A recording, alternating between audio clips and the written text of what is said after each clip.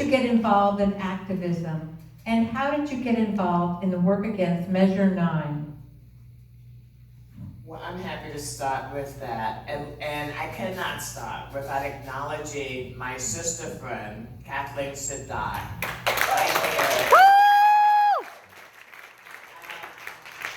Let me just say that Kathleen was a breath of fresh air. I moved to Portland January 1st, 1990, and was absolutely shocked to learn that I had moved to a place that all the indications were I was moving to a quote-unquote progressive location. And then I got here and started hearing and seeing things that really troubled me. And I think it's true, just like I heard my friend Aunt Sweet in the video say, I mean, I'm old, because man, I knew a lot of the people in that were in that video. But as I heard my friend Aunt Sweet say, I was not gay, lesbian, or transgender, but I was absolutely appalled that anyone would be trying to write a discrimination into our Constitution. And so it wasn't my fight that day, but as we heard in the film, your butt today, my butt tomorrow. So I knew if they were today coming after a group of people they thought were vulnerable, it was just a matter of time before they would be coming after me. And so it wasn't a question of if I would be engaged, it was where and how. Thank you, Joanne.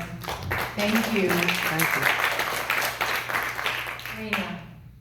Well, I was, as Joanne said before, I was very young when this happened, but I'm a proud daughter of farm workers that actually were members of the Bickwin Union in the 80s when I was born, and my family was part of the march that was waiting for the marchers coming from Eugene going to Portland and welcome them to Bickwin's Union Hall. And I thought it was really important to share in my bio that this is something that has been taught to the new generations. We really see this as a critical legacy of the work that Kathleen Sadat did, that my predecessor, Ramon Ramirez, made it a point to teach us this really important point in our history. And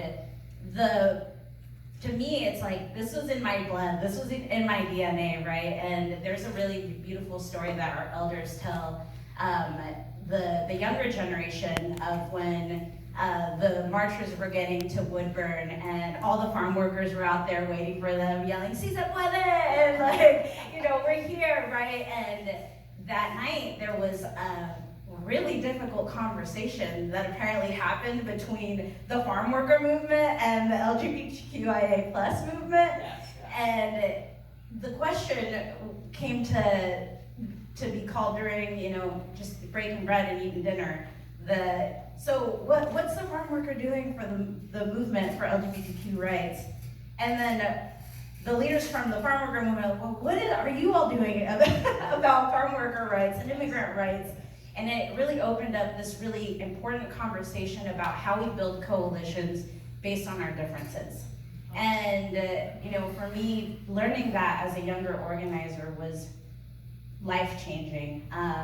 Even in my time as an immigrant rights organizer, and I want to give a shout out to Christian, who was the LGBTQ organizer at CAUSA, Oregon's immigrant rights organization, where it was a really important moment back in 2010 for us to be able to actually integrate that intersectional work.